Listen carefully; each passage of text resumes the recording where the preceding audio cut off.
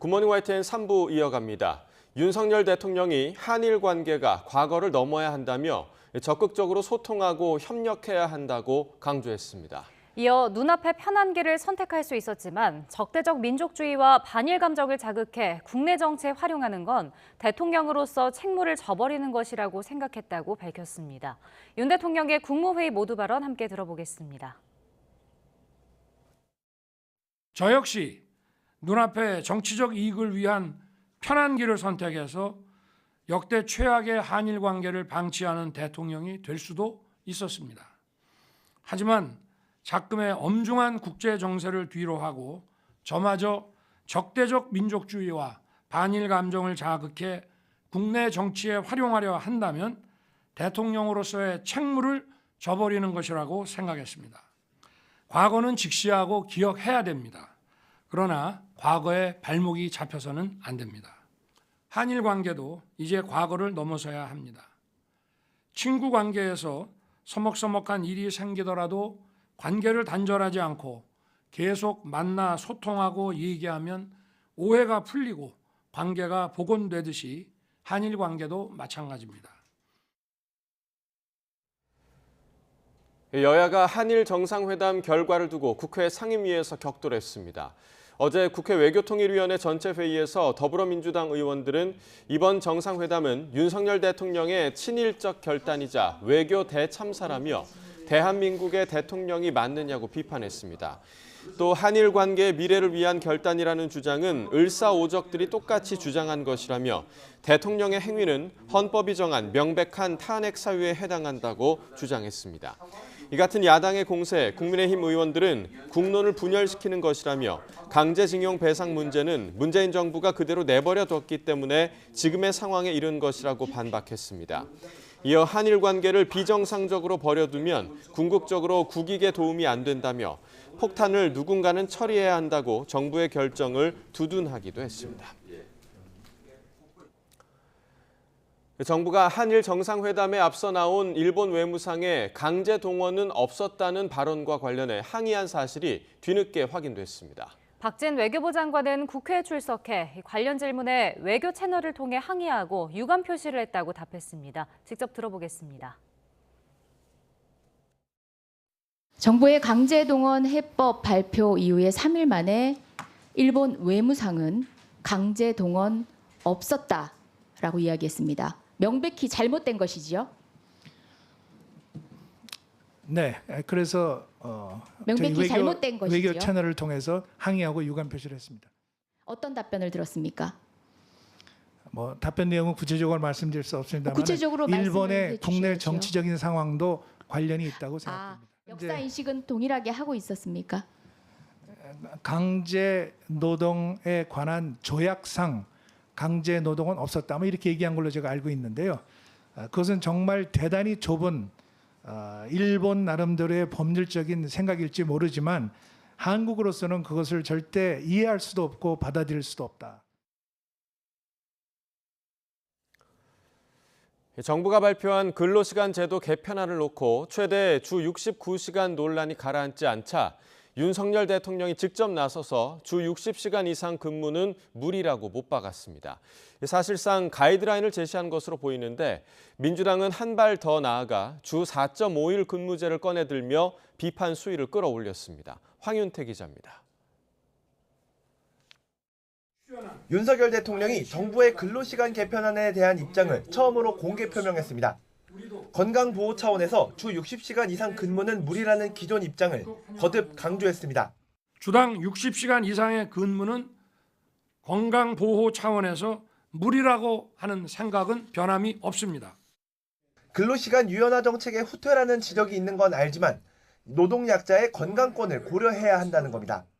근로시간의 상한을 정해놓지 않으면 현실적으로 노동약자들의 건강권을 지키기 어렵다고 생각합니다.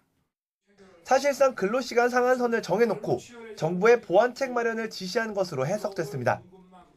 주무부처인 고용노동부 장관은 국회에서 문매를 맞았습니다. 국민의힘은 정부의 홍보 부족으로 극단적 상황을 가정한 논란만 부각됐다고 쏘아붙였습니다. 정확하게 전달을 해주셔야죠. 지금 고용노동부 잘못한 것이 타이밍을 잃었어요. 예? 타이밍을 잃었다고요. 더 보완할 내용들은 충분히 의견을 들어서 보완을 하도록 하겠습니다. 그래서 불신과 우려를 없애도록 하겠습니다. 민주당은 정부와 대통령실이 서로 책임을 떠넘기고 있다며 싸잡아 비판했습니다. 대통령 말 다르고 장관 말 다르고 또 대통령실 말 다르고 이런 정책이 어디 있습니까? 도대체 이거 국민의 삶을 두고 장난하는 겁니까? 다만 근로시간 개편의 필요성을 놓고는 여야의 시각차가 팽팽했습니다. 국민의힘은 정부의 추진 방향은 결국 장시간 노동을 개선하는 데 맞춰져 있다며 엄호에 나섰지만 12시간도 아니고 8.5시간이 되는 거죠. 맞죠? 예, 30% 줄이게 설계를 했습니다. 예, 이거는 사실상 개선이 된 거 아닙니까? 그죠? 민주당은 정부의 개편안을 아예 폐지하고 주 4.5일제를 도입해야 한다고 맞불을 놨습니다.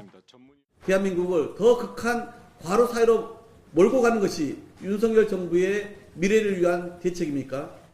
정책 혼선에 대한 지적에 송구하다며 고개를 숙인 이정식 고용노동부 장관은 모든 가능성을 열어놓고 검토하겠다고 밝혔지만 모든 가능성을 다 열어놓고 검토를 하고 있습니다.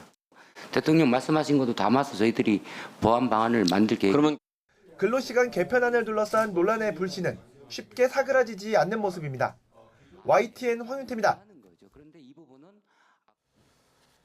이른바 TV조선 재승인 점수 조작 의혹을 수사하는 검찰이 한상혁 방송통신위원장을 오늘 피의자 신분으로 불러 조사합니다. 서울 북부지방검찰청은 한 위원장에게 오늘 오전 출석해 조사를 받으라고 통보했습니다. 검찰은 지난 2020년 종합편성채널 재승인 심사 당시 방송통신위원회가 TV조선의 최종 평가 점수를 고의로 깎았다는 의혹과 관련해 한 위원장의 개입 여부를 수사하고 있습니다. 이재명 더불어민주당 대표가 대장동 개발 비리와 성남FC 의혹과 관련해 이르면 오늘 재판에 넘겨질 것으로 보입니다. 서울중앙지검 반부패 수사 1부와 3부는 배임과 이해충돌방지법 위반 혐의 등을 적용해 오늘 이 대표를 불구속 기소하는 방안을 유력하게 검토하고 있습니다. 재작년 9월 대장동 개발 의혹에 대한 검찰 수사가 시작된 뒤 1년 6개월여 만입니다. 앞서 검찰은 지난달 16일 배임과 이해충돌방지법 위반 혐의 등 5개 혐의를 적용해 이 대표의 구속영장을 청구했지만 체포동의안이 국회에서 부결돼 불구속 수사를 이어왔습니다.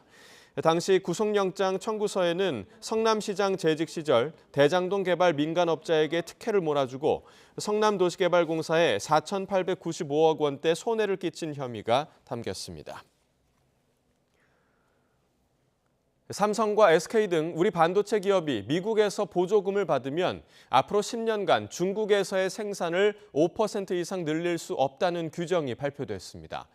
생산량은 제한되지만 그나마 기술 수준은 업그레이드가 가능해 우리 기업의 입장에서 최악의 상황은 면했다는 평가입니다. 워싱턴 권준기 특파원입니다. 미국 상무부가 내놓은 반도체법 가드레일 조항의 핵심은 미국 정부의 보조금이 중국의 이득이 돼선 안 된다는 겁니다. 따라서 미국 정부의 보조금을 받는 기업은 향후 10년간 중국에서 실질적인 확장을 하는 중대한 거래를 할 수 없다고 못 박았습니다. 이 중대한 거래는 10만 달러, 우리 돈 1억 3천만 원 이상으로 정의하고 이 금액을 넘어서면 첨단 반도체 생산 능력을 5% 이상 확장하지 못하게 됩니다. 중국에 공장이 있는 삼성과 SK하이닉스는 10만 달러 이상 거래 기업이고 첨단 반도체를 생산하고 있어 5% 이상 증산 금지 대상에 해당합니다. If CHIPS incentive program funding recipient engages in transactions violating these restrictions, the department can call back the entire funding for work. 다만 중국 공장의 기술 수준을 업그레이드하는 건 가능해 그나마 우리 기업들이 한숨 돌릴 수 있게 됐습니다. 실질적인 확장은 생산 시설 확대를 말하는 것이어서 기술 수준은 발전시켜도 무방하기 때문입니다. 결국 기술이 발달하면 한 웨이퍼당 생산할 수 있는 반도체 수도 늘어나 사실상의 증산도 가능할 것으로 우리 업체는 분석하고 있습니다. 중국 공장의 기술 수준 업그레이드는 앞서 지난해 10월 미국의 수출 통제로 막혔지만 우리 기업은 1년 유예를 적용받아 올해 10월까지 가능합니다. 따라서 우리 업체들이 중국에서 기술 경쟁력을 유지할 수 있는 길은 계속 열려 있어 최악의 차이나 리스크는 피할 수 있게 됐습니다. 이와 함께 미 상무부는 중국에서의 생산 확대 제한과 함께 화웨이 등 중국 업체와의 반도체 공동 연구 개발을 금지하는 원칙도 재확인했습니다. 워싱턴에서 YTN 권준기입니다. 반도체나 2차 전지와 같은 국가 전략 기술 시설 투자에 대한 세액 공제 비율을 확대하는 이른바 K-칩스법이 오늘 국회 상임위 문턱을 넘을 것으로 보입니다. 국회 기획재정위원회는 오늘 전체 회의를 열고 K-칩스법으로 불리는 조세특례 제한법 일부 개정 법률안 등 248개 법률안에 대한 심사를 진행할 예정입니다. K-칩스법이 오늘 전체 회의에서 통과되면 오는 30일 국회 본회의에서 최종 처리될 것으로 보입니다. 조세특례 제한법 일부 개정 법률안은 국가전략기술 시설 투자 금액에 따른 대기업과 중견기업의 세액 공제율을 현행 8%에서 15%로, 중소기업은 현행 16%에서 25%로 올리는 내용 등을 담고 있습니다. 미국 증시가 연준의 금리 발표를 하루 앞두고 은행주들의 강세에 힘입어 일제히 상승했습니다. 뉴욕 증권거래소에서 다우지수는 전장보다 0.98% 상승했고 나스닥 지수는 1.58% 뛰었습니다. S&P는 1.3% 올라 지난 6일 이후 2주 만에 지수 4,000을 넘겼습니다. 제닛 옐런 미 재무장관이 은행 위기가 악화할 경우 추가 보증을 제공할 수 있다고 밝히면서 위기설에 휩싸였던 퍼스트 리퍼블릭 은행 주가가 30% 가까이 오르고 팩웨스트 은행이 18% 뛰는 등 은행주가 강세를 보였습니다. 은행권 우려가 진정되면서 연준이 이번 회의에서 금리를 인상할 거란 전망에도 무게가 실렸습니다. 미국 실리콘밸리 은행 파산 사태를 계기로 국내에서도 예금자 보호 한도 확대 논의가 탄력을 받고 있습니다. 여야는 일제히 현행 1인당 5천만 원인 한도를 1억 원가량으로 상향 조정하는 방안을 추진하고 나섰습니다. 직접 들어보시죠. 20년 넘게 그대로 두었다는 것으로 시대에 맞고 금융위기에 대비해 보호 한도 확대가 필요합니다. 주요 선진국의 예금자 보호 한도를 살펴보면 미국이 약 3억 3천만 원, 유럽연합이 약 1억 4천만 원, 일본이 약 1억 원 등 우리나라의 보호 한도와 큰 차이를 보이고 있습니다. 이는 각국의 1인당 GDP 차이, 즉 경제 수준을 감안하더라도 우리나라의 보호 한도가 현저히 낮은 수준임을 알 수 있습니다. 그리고 최근에 실리콘밸리 은행 파산 등 때문에 예금자 보호 문제도 굉장히 주요한 이슈가 되어 있어서 저희 당이 소위 고금리 부담은 낮추고 예금자 보호는 높이는 이 정책과 입법을 추진하려고 합니다. 예금자 보호도 현행 5천만 원까지인데 그것을 1억까지 늘리고 또 여러 가지 필요에 따라서는 미국처럼 전체 예금자를 보호할 수도 있는 그런 예금자 보호 정책도 곧 입법 발의를 해서 추진할 수 있도록 하겠습니다. 시진핑 중국 국가주석과 블라디미르 푸틴 러시아 대통령이 정상회담에서 타이완과 우크라이나 문제에 대한 공조를 약속하는 등 강력한 반미 연대를 과시했습니다. 두 정상은 가스와 원자력 디지털 분야 등 다양한 분야의 경제 협력 의지도 밝혔습니다. 김선희 기자가 보도합니다. 시진핑 중국 국가주석이 군악대의 연주 속에 레드카펫을 밟고 회의장에 입장합니다. 푸틴 러시아 대통령은 반갑게 맞이합니다. 두 정상은 회담을 통해 전략적 협력 동반자 관계를 위한 공동 성명을 발표했습니다. 타이완과 우크라이나 문제에 대한 공조를 약속하고 주권과 영토 보전, 안보를 지키기 위해 지원할 것이라고 밝혔습니다. 决定深化中俄新时代全面战略协作伙伴关系 为两国关系未来发展做出新规划。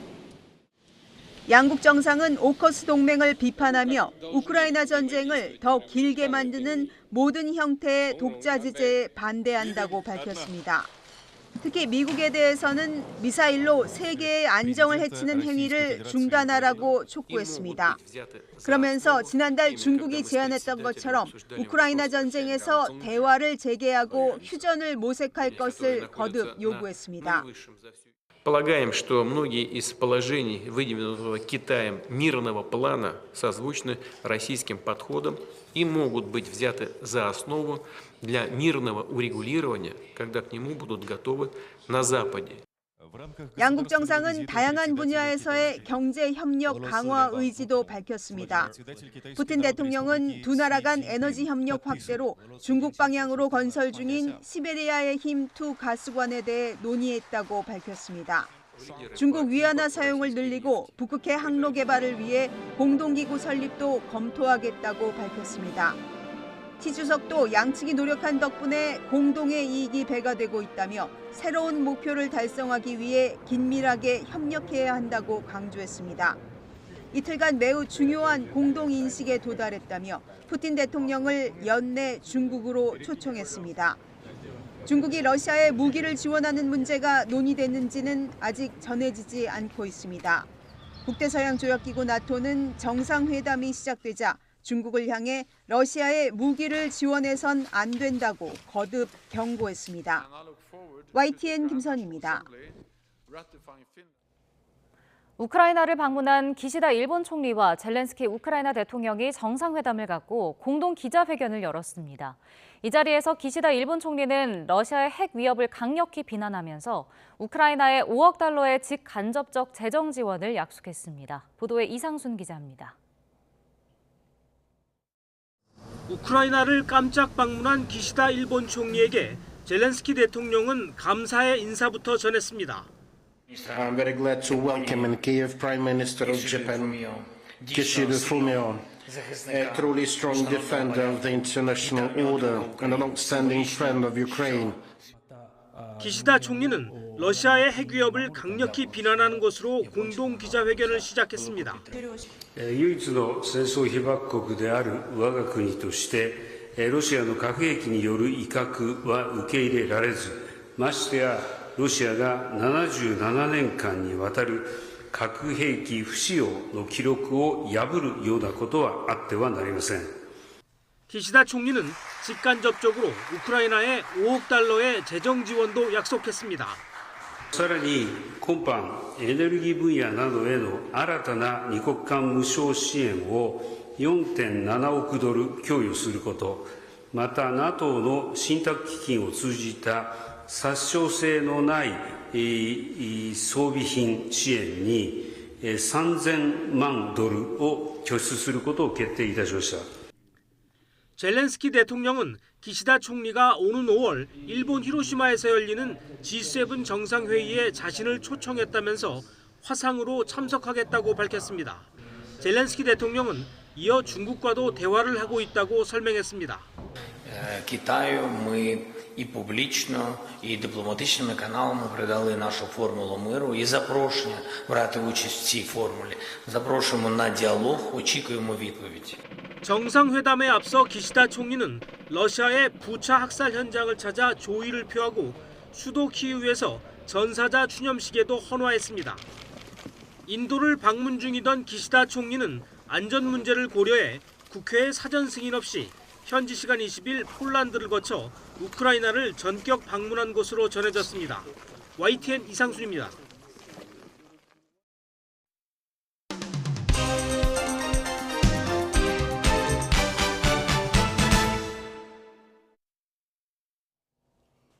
네, 3월 22일 수요일입니다. 오늘 아침 신문은 어떤 소식 다뤘는지 짚어보겠습니다. 이현웅 아나운서가 정리해왔습니다. 어서 오십시오. 안녕하십니까. 자, 첫 번째 소식부터 보겠습니다.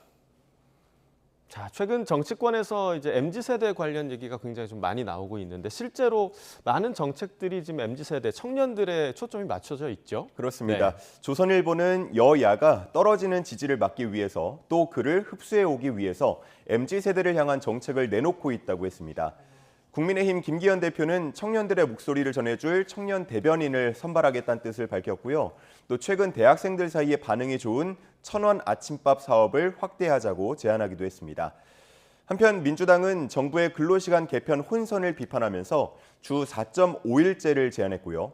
학자금 대출에 대해서 일부 무이자 혜택을 주자면서 관련법 개정안을 추진 중입니다. 네, 뭐 여러 정책이 나오는 건 좋은데 근본적으로 좀 청년들의 목소리를 좀 지속적으로 듣는 것도 필요할 것 같아요. 네, 맞습니다. 게다가 정치권 내부와 전문가들 사이에서는 청년 세대가 직면한 문제를 보다 근본적으로 다루는 정책이 나와야 한다고 말하고 있습니다.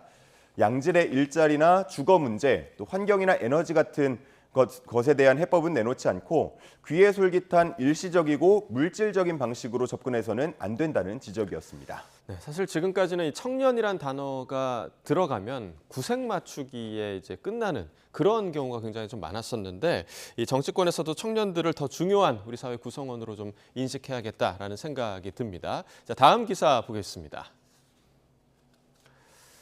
자, 이 나비약이라는 게 밑에 보니까 마약류 식욕 억제제인데 SNS에서 지금 불법으로 유통되고 있나 봐요? 네, 그렇습니다. 이 알약 모양 때문에 나비약이라고 불리는데요. 식욕 억제제입니다. 디에타민이고요. 비만 환자에게 단기간으로 처방되는 의약품입니다. 하지만 중독성과 환각과 환청 같은 부작용 우려가 크기 때문에 향정신성 의약품으로 지정이 돼 있습니다. 다시 말해서 마약류로 취급을 받는다는 건데요. 당연히 의사 처방이 있어야만 살 수 있고요. 16세 이하 청소년에게는 처방하면 안 됩니다. 그런데 최근 SNS를 통해서 버젓이 거래가 이루어져서 문제가 되고 있습니다. 네, 요즘 안 그래도 이제 청소년들이 다이어트 하는 경우가 많다 이런 기사 계속 나오고 있는데 그래서 지금 찾고 있는 건가요? 네, 일단 기사에서는 이 약을 찾는 1차적인 이유로 체중 감량 때문이다라고 봤습니다. 하지만 그 이후에는 환각 효과를 보기 위해서 중독에 빠질 위험이 있다고도 봤고요. 그리고 처음부터 대체 마약 목적으로 유통될 가능성도 배제할 수는 없겠습니다. 이 판매자 중에서는 본인이 처방받은 약 중에 복용하고 남은 물량을 웃돈을 받고 되파는 경우도 있다고 하는데요. 엄연히 불법이기 때문에 주의해야겠습니다. 이 전문가들은 환자의 중독 여부를 평가할 수 있는 시스템을 마련하고 또 불법 거래에 대해서는 명백한 마약 범죄로 보고 대응해야 한다고 강조했습니다. 네, 뭐 당연히 건강도 문제고요. 일단 불법입니다. 그러니까 청소년들 주의하셔야 할 것 같습니다. 다음 기사 보겠습니다. 최근에 뭐 AI가 그린 그림이다 뭐 이런 것도 좀 나오고 있는데 AI를 활용한 성착취물까지 지금 나오고 있는 건가요? 네, 그렇습니다. 최근에 인공지능 기술이 성착취물 산업에 빠른 속도로 접근하고 있다라는 기사가 한겨레 신문에 실려 있었습니다. 인공지능과 관련한 규제가 미비한 상황에서 성인 인증 없이 이러한 결과물을 직접 만들어내거나 혹은 볼 수 있는 건데요. 전문가들은 왜곡된 가치관을 심어줄 가능성이 매우 크다며 우려하고 있습니다. 네, 이런 결과물들이 연예인과 같은 특정인과 닮으면은 그러면 좀 문제가 되는 거잖아요. 네, 물론입니다. 다만 결과물만 보고서는 어떤 이미지를 보고 학습했는지 확인하기 어렵다는 한계가 있습니다. 특정인의 얼굴을 자연스럽게 합성하는 등의 딥페이크에 대해서는 이른바 딥페이크 처벌법이 있는데요. 인공지능에 대해서는 처벌 법안이 현재는 미비한 상태입니다. 그리고 알고리즘에 따른 학습이지 내 고의는 없었다라고 주장할 경우에 처벌로 이어지기에는 한계가 있다는 전문가 의견도 함께 실려 있었습니다. 현재 AI가 만들어낸 결과물에 대해서는 저작권 규정도 명확하지 않은데요. 그렇기 때문에 무분별하게 유포가 되고 있는 상황입니다. 전문가는 이를 지적하면서 최초 생성자를 알 수 있도록 워터마크 등을 표시할 필요가 있다고 말하고 있습니다. 네, 그야말로 하루가 멀다 하고 AI 관련 이슈가 계속해서 지금 나오고 있는데 관련 규정도 좀 발빠르게 규정이 돼야 될 것 같습니다. 자, 다음 기사 보겠습니다. 자, 임진강에 시멘트물이 비처럼 떨어졌다. 이거 굉장히 큰 문제 아닌가요? 네, 그렇습니다. 현재 경기 파주시 임진강에서 기존 교각을 철거하고 다시 다리를 가설하는 공사를 진행하고 있는데요. 그런데 한 어부가 이를 지나는데 공사 현장에서 나온 레미콘 침출수가 임진강으로 뚝뚝 떨어지는 걸 발견했다고 합니다. 어부의 표현을 빌리자면 장대비가 쏟아지듯 떨어져 내렸다라고 했는데요. 이 임진강 파주 시민 26만 명이 먹는 식수원이라서 우려가 커지고 있습니다. 네, 아무리 뭐 정수 과정을 거친다고 해도 좀 꺼림칙한 느낌을 지울 수가 없는데 파주시의 입장이 좀 나왔나요? 네, 파주시 관계자는 공사 현장에는 누출 방지를 위한 조치가 되어 있다. 그리고 레미콘 침출수가 유출된 20일과 21일 취수장에서 검사한 결과 특별한 오염은 발견되지 않았다라고 밝혔습니다. 그러면서 대책 마련에 나설 방침이라고도 했는데요. 주민들은 물을 안심하고 먹을 수 없다면서 불안해했고요. 임진강 일대 어민들은 봄철 최대 수입원인 실뱀장어 등이 수질 오염에 민감하다면서 작업을 즉각 중단하고 방지책을 마련하라고 촉구했습니다. 네, 자, 오염이 발견되지 않았다라는 게 사실 지금 중요한 게 아니거든요. 그러니까 이런 일이 재발되지 않기 위한 어떤 대책을 준비하고 있느냐가 주민들이 듣고 싶어하는 이야기일 겁니다. 자, 다음 기사 보겠습니다. 자, 국내 업체가 스타트업 업체죠. 이노스페이스가 어제 시험 발사체 발사에 성공을 했다라는 기사를 접했는데 관련 인터뷰가 실려 있나 봐요? 네, 그렇습니다. 4분 33초 동안 정상 비행을 하고 또 해상에 정상적으로 낙하까지 했습니다. 회사를 세운 지 5년 만에 이룬 성과인데요. 윤석열 대통령 또 이종호 장관도 축하 메시지를 전했습니다. 이노스페이스의 김수종 대표는 발사 성공 후에 직원들과 서로 끌어안고 격려하고 또 눈물 흘렸다면서 소감을 전했고요. 다른 사람들은 빨리 이룬 성과라고 하지만 정작 자신은 아직도 조급하다면서 멈추지 않고 계속 도전하겠다는 뜻을 밝혔습니다. 네, 이제 우리나라도 민간 분야 우주 산업이 더 속도를 좀 낼 것 같아요. 네, 그렇습니다. 물론 아직 시험 발사이기 때문에 앞으로 엔진이나 분리 기술, 또 페어링 기술 등에서 과제들이 남아 있습니다. 이노스페이스는 이를 위해서 증시 상장도 계획하고 있고요. 또 내년부터는 실제 돈을 받고 위성을 쏴주는 상업 발사 서비스 시장에 진출하는 것을 목표로 하고 있습니다. 네, 우리의 우주 진출이 계속해서 좀 기대가 되는 것 같습니다. 굿모닝 브리핑 이현웅 아나운서와 함께했습니다. 고맙습니다. 감사합니다.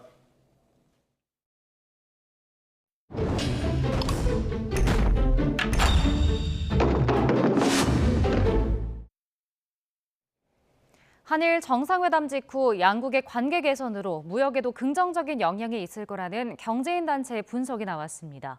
우리나라의 대일 수출액이 연간 27억 달러, 우리 돈 3조 5천억 원 정도 늘어날 거라는 대한상공회의소 전망인데요. 그렇다면 대일 수입액은 어떻게 될지 신지원 기자가 같은 계산법으로 따져봤습니다. 우리나라 수출액이 연간 26.9억 달러 증가한다. 한일 정상회담 직후 나온 대한상공회의소 산하 연구소의 분석입니다. 일본의 수출 규제가 시작되기 전인 2017년과 2018년엔 우리나라가 전체 수출의 4.9%를 일본에 했는데 지난해엔 4.5%로 줄었고 다시 예전의 비중을 회복한다면 대일 수출액도 그만큼 늘어날 거라는 계산입니다. 그런데 대일 수출 비중만 강조할 뿐 대일 수입이나 무역 수지에 관한 언급은 없어서 대한상공회의소 계산법을 여기에도 적용해봤습니다.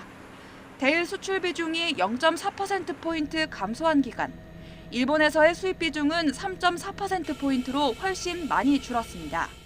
2017년과 2018년 전체 수입 중 일본의 비중은 10.8%에 이릅니다. 지난해에는 7.4%에 그쳤습니다. 지난해 대일 수입액 비중의 2017년과 2018년 수준인 10.8%를 대입하면 일본에서의 수입액은 약 272억 달러 증가합니다. 대일 무역 수지는 어떻게 될까? 지난해 241억 달러 적자였는데 단순하게 같은 계산법을 적용했더니 대일 무역 적자가 약 245억 달러나 늘어난다는 계산이 나옵니다. 수출액 증가분보다 수입액 증가분이 훨씬 크기 때문인데 현실화하기는 어려운 수준입니다. 한일 관계 개선으로 우리나라의 대일 수출액이 약 27억 달러 늘어날 거라는 대한상공회의소의 전망은 수출 증가라는 긍정적인 측면을 강조하고 있습니다. 하지만 대일 수입과 무역 적자가 늘어나는 측면은 보지 못하게 하는 착시 효과를 불러올 수 있습니다. 중요한 어떤 정책의 효과를 볼 때는 무역 수지 적자까지 보는 게 맞죠. 맞지만은 한일 간에는 특수한 어떤 그런 무역 구조가 고착돼 있어서 이런 부분을 고려한 연구 결과다라는 생각입니다. 대일 수입 품목에 중간재가 많다는 점을 고려하더라도 무역 수지 적자 기조가 13개월째 이어지는 상황에서 복합적인 지표를 고려해야 할 것으로 보입니다. YTN 신지원입니다. 한일 군사정보보호협정 지소미아를 완전히 정상화하기 위한 조치가 마무리됐습니다. 한일 군사정보협력의 발판이 마련된 셈이라는 평가가 나오지만 초계기 위협 비행 갈등을 비롯해 아직 풀어야 할 숙제도 남아 있습니다. 보도에 임성재 기자입니다. 지난 2016년 한일 양국 간 체결된 군사정보보호협정 지소미아. 당시 북한의 핵실험 등 위협에 맞서 군사협력의 필요성이 제기되며 한일 간 첫 번째 맺은 군사협정입니다. 하지만 2019년 대법원 강제징용 배상 판결에 일본이 수출 규제 등으로 맞서자 정부가 종료 통보를 한 뒤 협정 종료만 유예했습니다. 한일 갈등의 또 하나의 상징이었는데 정부가 이번 정상회담 후속 조치로 종료 통보 효력 정지 등을 철회했습니다. 기존에도 지소미아를 통한 정보 공유는 이뤄져 당장 가시적인 변화는 없지만 법적 지위를 명확히 하고 관계 개선 의지를 분명히 한 겁니다. 지소미아에 관해서 명확한 지침을 세움으로써 한일 양국 간의 정보 교류를 위한 법적 토대를 마련했으며 실제 어떤 분야를 주고받을지를 확장해 나갈 수 있는 근거를 만들게 되었습니다. 이를 발판으로 한일, 한미일 간 북한의 미사일 탐지 정보를 실시간으로 공유하는 등 정보 협력과 안보 협력이 속도를 낼 수 있다는 전망이 나옵니다. 그러나 2018년 초계기 위협 비행 갈등 등 풀어야 할 숙제는 여전합니다. 일본 측은 우리 해군 광개토대왕함이 일본 해상자위대 P-1 초계기를 향해 사격 통제 레이더를 조사했다는 주장을 고수하고 있습니다. 반면 우리 군은 레이더 조사는 없었고 오히려 초계기가 광개토대왕함 근처에서 저공 위협 비행을 했다는 입장에는 변함이 없다고 설명했습니다. 초계기 관련돼서는 저희 국방부 입장은 변함이 없고 기존 입장을 참조해 주시면 좋겠습니다. 지소미아 정상화로 군사 분야에서 한일 협력을 위한 발판은 마련했지만 우리 군의 독도방어 훈련 때마다 되풀이되는 일본의 반발 등이 협력 확대의 관건이 될 것으로 보입니다. YTN 임성재입니다.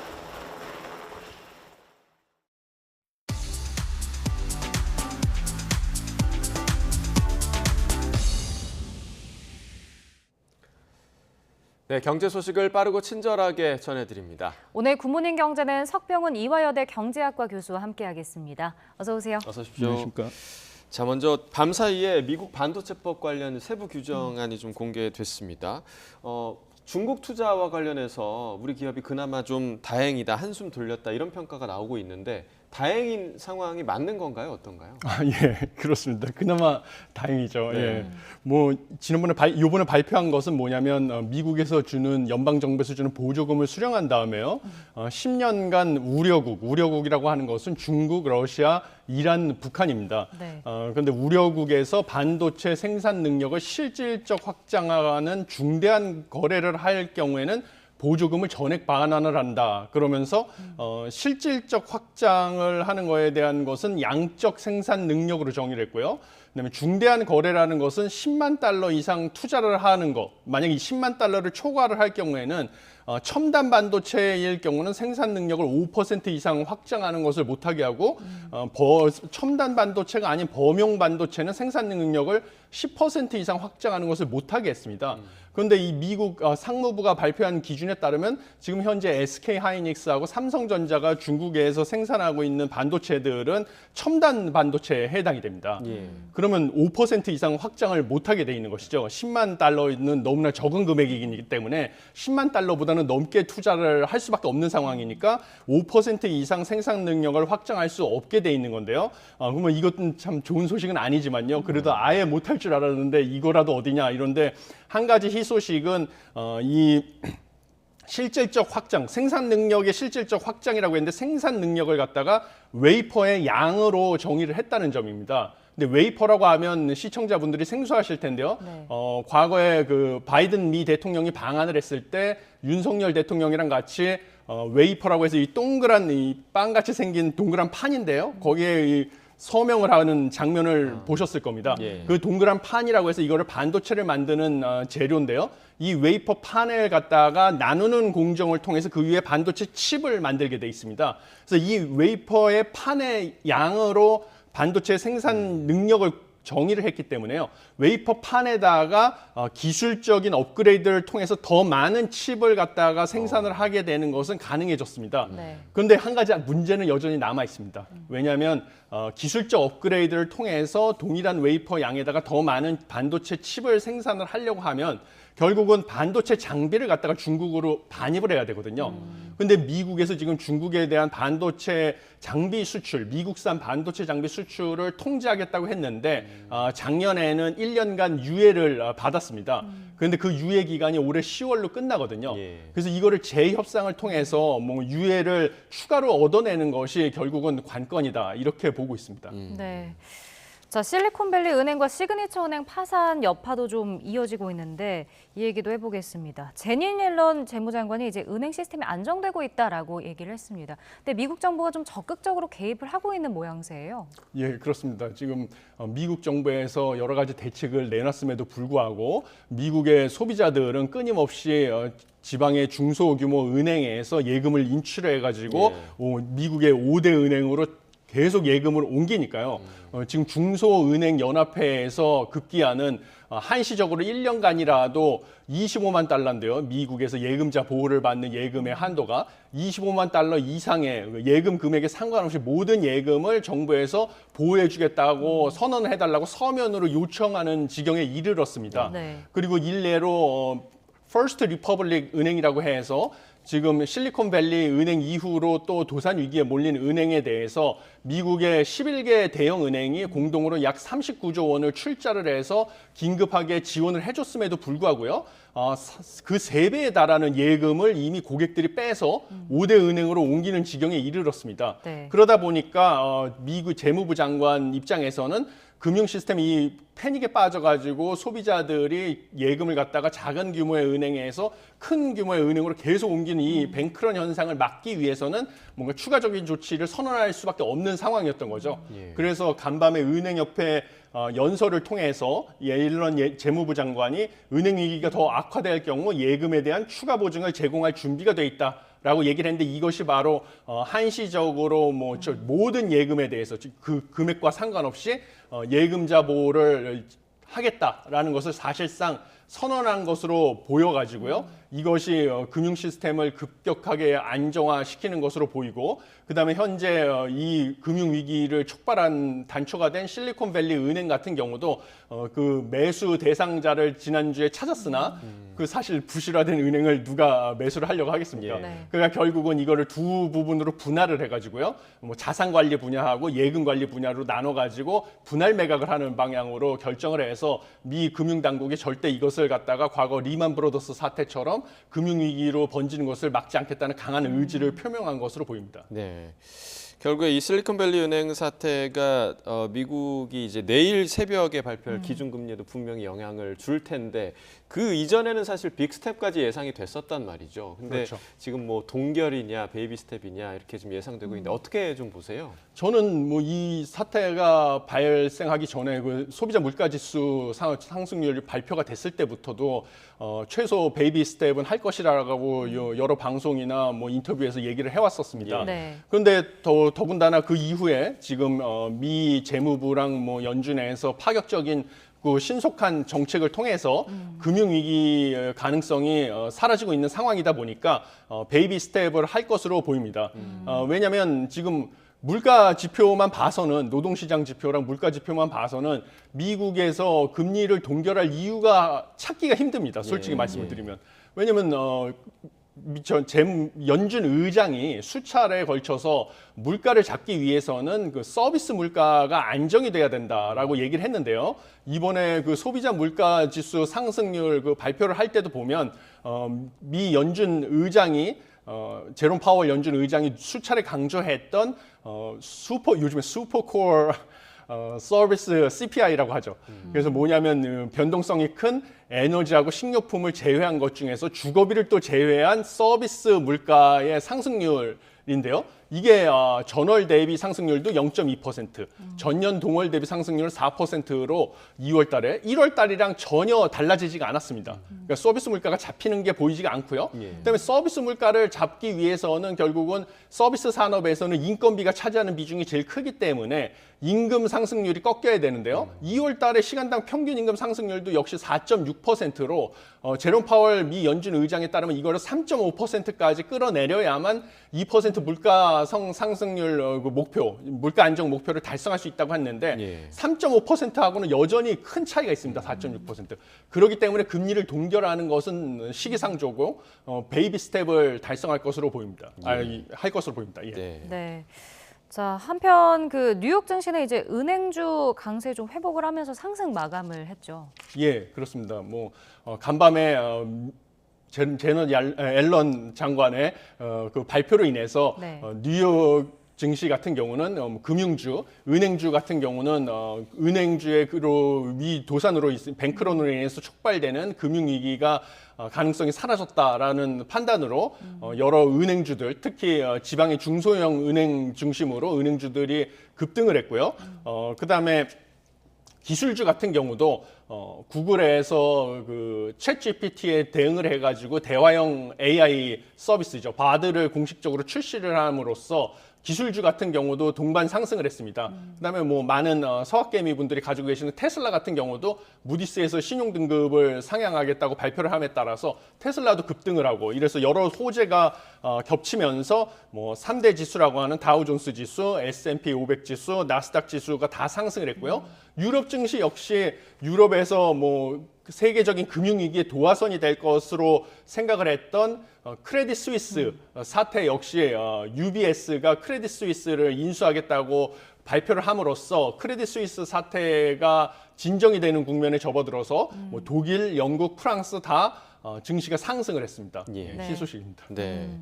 자, 국내 소식도 좀 보겠습니다. 앞서서 저희가 이제 미국의 예금 보장 방안에 대해서 이야기를 나눴었는데 국내에서도 사실 우리 예금 같은 경우는 5천만 원 한도잖아요. 근데 이게 보니까 23년째 지금 이 한도가 유지되고 있는데 뭐 시기에 맞지 않는 거 아니냐. 그래서 여야가 좀 같은 목소리를 내는 것 같더라고요. 1억 원까지 좀 한도를 보장해 주자.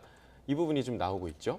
예, 그렇습니다. 원래 예금자 보호라는 것은 이번에 발생했다시피 고객들이 은행이 도산을 하게 되면 자기의 그 소중한 자산인 예금을 못 찾을 가능성이 있어서 은행이 도산하기 전에 먼저 내 예금을 찾겠다고 이 불안 심리로 은행에 달려가서 예금을 막 인출하게 되면 은행이 예금을 돌려줄 방법이 없으니까 결국은 파산에 이르게 되는 거거든요. 이런 뱅크런 현상을 막자는 취지에서 도입한 제도가 예금자 보호 제도거든요.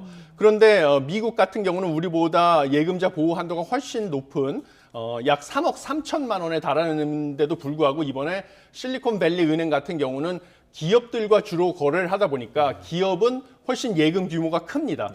그래서 기업들의 예금 인출 사태, 뱅크런이 발생하니까 실리콘밸리 은행이 망한 것이거든요. 근데 우리나라 같은 경우는 23년 전에 5천만 원 예금 보호 한도를 만들어 놨는데 지금 우리나라와 경제 규모가 비슷한 주요 선진국들 같은 경우는 뭐 예를 들면 일본은 약 1억 원, 뭐 영국 1억 3,600만 원, 그다음에 유럽연합 같은 경우도 1억 4천만 원으로 5천만 원대로 예금자 보호를 하고 있는 나라들은 찾아볼 수가 없습니다. 지금 우리나라 같은 경제 규모. 그래서 당연히 이 예금자 보호 한도를 올려야 된다고 저도 이 사태가 촉발된 다음부터 여러 인터뷰나 뭐 방송에서 밝혀왔고요. 근데 제가 한 가지 제안하고 싶은 것은 개인 예금과 기업 예금을 좀 차별화하는 게 필요한 것이 아니냐. 이번에 실리콘밸리 은행 사태에서 봤을 때 미국은 개인 예금뿐만 아니라 뭐 기업 예금 합쳐서 3억 3천만 원이면 우리나라의 5천만 원이랑 이번에 논의가 되고 있는 1억 원보다도 훨씬 많은 금액의 예금자 보호를 하고 있음에도 불구하고요. 실리콘밸리 뱅크 같은 경우는 기업 예금을 주로 가지고 있는데 기업 예금의 90% 이상이 지금 3억 3천만 원보다 더 높은 예금을 가지고 있었다는 것이죠. 그러니까 이거를 기업 예금과 개인 예금의 예금자 보호 한도를 다르게 적용을 하는 게 타당하지 않냐 하는 생각을 하고 있습니다. 왜냐하면 예금자 보호 한도를 무작정 늘리는 게 좋은 게 아니거든요. 왜냐하면 예금자 보호 한도가 올라가게 되면 금융기관들이 예금보험공사에다가 예금보험에 대한 수수료를 납부하게 돼 있습니다. 그러면 그 수수료 부담이 커지게 되면요, 이 수수료를 금융기관들은 소비자한테 전가할 방법을 찾게 돼 있습니다. 은행 같은 경우는 예를 들면 뭐 예대 마진에다가 포함을 시키겠죠. 그러면 예를 들어서 뭐 예금자 보호 한도를 1억으로 올렸으면 일반 서민 중에서는 예금을 1억 이상 가지고 있는 현금 예금을 1억 이상 갖지 않을 서민들은 많이 있습니다.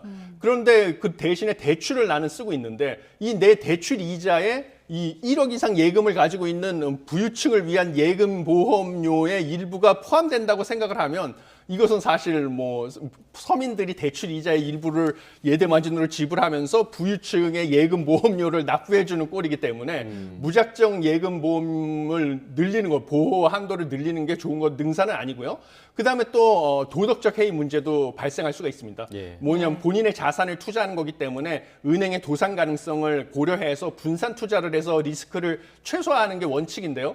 예금자 보호 한도를 무작정 늘리게 되면 뭐 은행 뭐 도산 위험 여부 따지지 않고 무조건 금리 제일 많이 주는 은행한테 그냥 돈을 막 마음대로 넣게 돼 있으니까 도덕적 해이 문제도 있어가지고 이런 거를 고려해서 정해야 될 것으로 보이고요. 문제 중요한 것은 현행 예금자 보호법이 예금자 보호 한도를 대통령령으로 결정할 수 있게 돼 있습니다. 그러니까 굳이 법으로 바꿀 필요는 없습니다. 대통령령으로 예금자 보호 한도를 조정해도 되니까요. 이걸 굳이 입법사항으로 개정을 해야 되는지 여부는 또 추가적으로 논의가 필요할 것으로 보입니다. 네, 확실히 좀 현실적인 기준은 필요한 것 같고요. 지금 기업과 또 개인 간의 기준을 좀 달리하는 거를 제안을 해주셨습니다.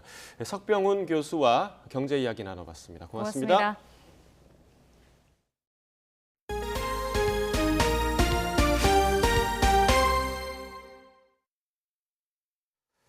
네, 건조한 날씨가 계속되면서 지난밤 전국 곳곳에서 크고 작은 화재가 잇따랐습니다. 이태원의 한 아파트에서 발생한 화재로 주민 100여 명이 대피했고 충북 청주에선 상가 화재로 재산 피해가 났습니다. 또 강원도 곳곳에서 발생한 산불이 밤새 이어졌습니다. 박기환 기자입니다. 늦은 새벽 한 아파트 단지 앞에 소방차가 길게 늘어서고 주민들은 발을 동동 구릅니다. 오늘 새벽 0시 50분쯤 서울 용산구 이태원동의 한 아파트 지하 기계실에서 불이 난 겁니다. 집안은 연기가 자욱하더라고요. 잠자고 있는데 밖에서 불 났구나, 다른 집에서 불 났구나 하고 뛰쳐나왔죠. 이 불로 다친 사람은 없었지만 80여 세대 주민 100여 명이 대피했습니다. 불은 지하 기계실에 쌓여있던 폐자재 등을 태운 뒤 40여 분 만에 꺼졌습니다. 대부분 주민은 자택으로 돌아갔지만 주민 한 명은 구청에서 마련한 임시거처에 머물고 있습니다. 어두운 밤을 뚫고 시뻘건 불길과 함께 새까만 연기가 솟아오릅니다. 오늘 새벽 1시 40분쯤 서울 송파구 마천동에 있는 비닐하우스에서 불이 났습니다. 다친 사람은 없었지만 비닐하우스 2개 동과 1톤 탑차 등 작업용 차량 2대가 피해를 입었습니다. 경찰과 소방당국은 정확한 화재 원인과 피해 규모를 조사하고 있습니다. 빼곡히 늘어선 상가 건물 사이로 시뻘건 불길이 치솟으며 옆 건물까지 위협합니다. 어젯밤 11시 반쯤 충청북도 청주시 모충동의 1층짜리 상점에서 불이 났습니다. 다친 사람은 없었고 1층짜리 상점 건물과 바로 옆 3층짜리 상가 주택까지 120제곱미터가 불에 탔습니다. 건조한 날씨 속 어제 하루 동안 강원도 등 전국에서 16건의 산불이 발생했습니다. 강원도 고성군 산불은 산림당국의 심야 진화 작업으로 6시간여 만에 불이 꺼졌지만 강원도 양구군 DMZ 지역 산불과 화천군 군사격장 인근 산불은 진화대원의 접근이 어려워 밤새 진화 작업을 진행하기 어려웠습니다. 산림당국은 일출과 함께 헬기를 동원해 불길을 저지한다는 계획입니다. YTN 박견입니다. 국내 첫 번째 해저 터널이면서 두 번째로 긴 인천 김포 고속도로 구간에 설치된 북항터널은 개통 이후 물고임 현상이 지속되면서 안전에 심각한 우려가 제기되었습니다. 정밀 안전진단 결과 도로 하부에 지하수를 모아 배출하는 시설에 부착된 부직포가 제기능을 하지 못해서 발생한 것으로 드러났습니다. 강성옥 기자가 보도합니다. 지난해 11월 19일 오후 인천 김포 고속도로 구간의 북항터널입니다. 마치 장마철의 도로 침수를 연상케 합니다. 터널 내부 도로에 많은 바닷물이 들어차면서 양방향 3차로의 차량 운행이 통제됐습니다. 인천 북항터널은 해저 수십 미터 안반에 건설된 길이 5.5km의 국내에서 두 번째로 긴 해저 터널입니다. 터널 중앙부에 모인 물은 하루 평균 5,000톤가량 인천 북항으로 배출됩니다. 하지만 2019년 개통 이후 배수 문제로 도로 곳곳에 물고임 현상이 계속되면서 안전상의 우려가 제기됐습니다. 지난해 말까지 4년 동안 배수로 문제로 무려 60여 차례나 차로가 통제되기도 했습니다. 물이 고여있는 해저터널을 달리는 운전자들에게는 언제나 등골이 오싹한 경험이었습니다. 시공사인 포스코 건설은 한국터널 지하 공관학회를 통해 시행한 용역에서 원인이 규명됐다고 밝혔습니다. 배수관의 필터 역할을 하는 부직포가 굳으면서 지하수가 배수관으로 들어오지 못하고 밖으로 나가게 된 거죠. 그러다 보니까 물고임 현상이 발생했는데 포스코 건설은 이달 안에 배수시설 개선 공사에 착수해 올해 상반기까지 완료하겠다고 밝혔습니다. 포스코 건설은 도로 개통 이후 지난해 8월까지 물고임 현상을 개선하기 위해 무려 6차례에 걸쳐 배수 시설인 유공관을 교체했습니다. 하지만 터널 내부로 물이 유입되는 상황을 막지는 못했습니다. 이번에 부직포가 원인이라는 것이 새롭게 규명된 만큼 물고임 현상이 완벽하게 개선될 수 있을지 지켜볼 일입니다. YTN 강성욱입니다.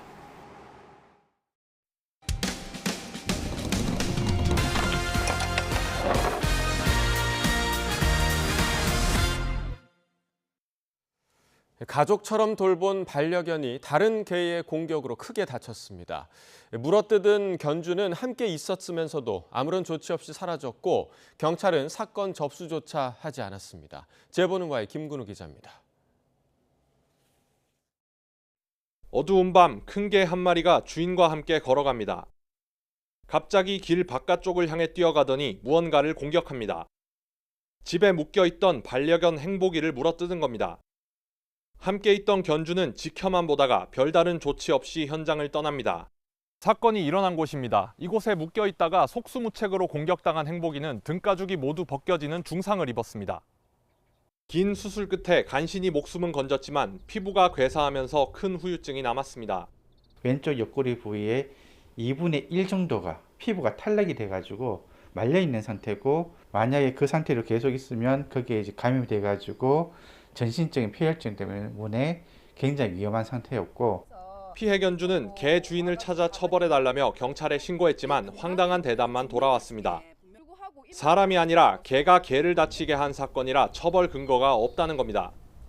사건 당시 주인이 상황을 모두 지켜보고도 말리려는 시도조차 하지 않은 걸 강조했지만 허사였습니다. 개가 개를 물었었을 때는 재물손괴 인정도 안 되고 경범죄 인정도 안 된다고 제가 3번이나 찾아갔지만 다 무시당하고 돌아가라고 하시더라고요. 하지만 비슷한 상황에서 견주에게 사육관리 의무 위반 책임을 물은 사례도 있었습니다. 명백히 재물손괴가 맞고요. 견주에게 책임을 물리고 개를 치료해 주도록 하는 그런 조치가 이루어져야 되는 게 당연합니다. 경찰은 신고를 접수한 뒤 가해 견주를 찾고 있지만 아직 정식으로 사건화한 건 아니라고 밝혔습니다. YTN 김근우입니다. 미국 정부가 북한의 모의 전술핵 실험 성공 주장에 우려를 표했습니다. 베단트 파텔 국무부 부대변인은 브리핑에서 북한이 대륙간 탄도미사일을 발사한 지 사흘 만에 또 미사일을 쏜 것을 규탄한다며 특히 이번 발사를 전술핵 사용을 위한 모의 실험으로 규정한 점을 우려한다고 말했습니다. 파텔 대변인은 유엔 안보리의 모든 회원국은 북한의 책임을 물어야 한다며 특히 북한의 영향력을 가진 나라들은 북한을 보호하기 위해 거부권을 사용할 때가 아니라고 비판했습니다. 북한의 군 복무 기간이 남성 기준 최장 10년으로 다시 늘어났다는 미국 중앙정보국 분석이 나왔습니다. CIA는 월드팩트북에서 북한의 남녀는 17살쯤 병역 의무를 이행해야 한다며 남성은 최장 10년, 여성은 8년이라고 밝혔습니다. 이와 관련해 북한이 최근 농촌에서 3년 농사를 지어야 군 복무를 마친 것으로 인정하면서 복무기간 재연장이 발생했다는 분석이 나옵니다. 앞서 국가정보원은 지난해 2월 국회 정보위 업무보고에서 북한의 군 복무기간이 최대 10년에서 8년으로 줄어들었다고 보고했고 CIA도 지난해 팩트북에서 복무기간을 7에서 8년으로 기술했습니다. 지난해 2월 발발한 우크라이나와 러시아 간의 전쟁은 1년이 훌쩍 지났지만 끝이 보이지 않습니다. 전쟁이 종식되길 바라는 간절한 마음을 음악으로 구현하고 있는 두 나라 출신의 부부 연주자가 있는데요. 신웅진 기자가 만났습니다.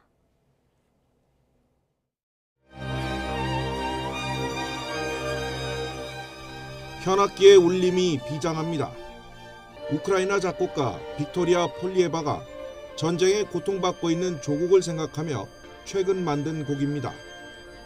코리안 챔버 오케스트라가 세계 초인으로 선보이는 작품인데 우크라이나 오데사 출신의 거장 바이올리니스트 파벨 베르니코프 그리고 러시아인인 그의 아내 스베틀라나 마카로바가 솔리스트로 무대에 섭니다. 그동안 부부 연주자로 10수년간 세계 곳곳에서 합을 맞춰왔는데 지난해부터 상황이 달라질 수밖에 없었습니다. Certo play more concert in Italy, in France, in Swiss for help. No, not take money, no honorar, give for young student from Ukraine, from family. 평화 콘서트라는 이름의 이번 연주회에서 축복받은 슬픔 외에 비발디의 합주 연주곡 등 다양한 레퍼토리로 희망과 인생의 아름다움도 노래합니다.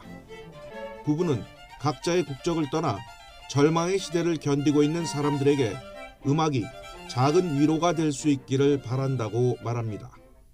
We don't know about if it's possible to if music can change the world, but maybe music can change a person, individuals. Of course, wait, finish, but I personally think it's not must beginning.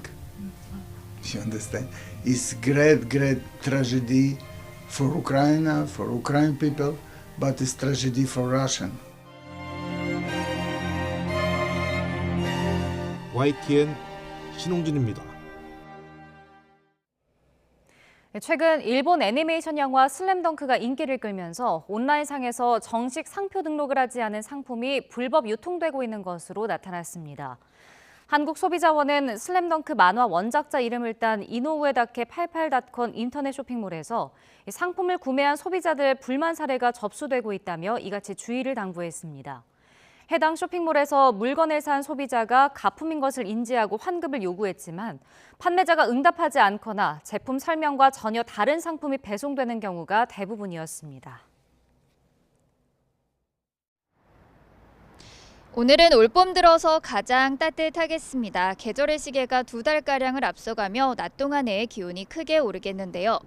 현재 서울 기온은 9.8도로 어제 같은 시각보다도 4도가량이 높은 상태고 한낮에도 24도까지 오르면서 예년 기온을 10도 이상이나 크게 웃돌겠습니다. 다만 낮 기온이 이렇게 크게 오르는 만큼 일교차도 계속해서 10도 이상으로 크게 벌어지고 있으니까요. 환절기 옷차림에는 각별히 주의하셔야겠습니다. 오늘은 하늘빛이 점차 흐려지겠고요. 남쪽에서부터 비구름이 점차 유입되겠습니다. 오늘 오전 제주도를 시작으로 늦은 오후에는 남부지방에도 비가 내리겠고 밤 사이에는 그 밖에 전국으로 비가 확대하겠는데요. 내일 낮까지 수도권과 강원 중북부 지방에는 5mm 안팎의 비가 살짝 지나겠지만 충청 이남 지방에는 최고 30mm, 제주도에는 모레까지 10에서 50mm의 비가 내리며 이 대기의 건조함이 다소 해소가 될 전망입니다. 현재 기온 살펴보면 서울이 9.8도, 대구가 9.9도 등으로 어제보다 1도에서 5도가량이 높게 출발하고 있고요. 한낮에는 서울과 대전이 24도로 중부지방은 올봄 최고 기온을 기록하는 곳이 많겠고 남부지방은 광주와 대구가 21도 등으로 어제와 비슷하거나 조금 낮겠습니다. 주 후반부터는 고온 현상이 점차 누그러지며 예년 수준의 봄 날씨를 되찾을 전망입니다. 오늘도 서쪽 지방을 중심으로는 초미세먼지 농도가 짙게 나타나는 곳이 있겠고요. 내일부터는 우리나라에 황사가 유입될 가능성도 있으니까요. 호흡기 건강도 잘 챙기셔야겠습니다. 지금까지 YTN 신미림입니다. 네, 이상으로 수요일 굿모닝 YTN 마칩니다. 잠시 후 뉴스라이더가 방송됩니다. 시청해주신 여러분 고맙습니다.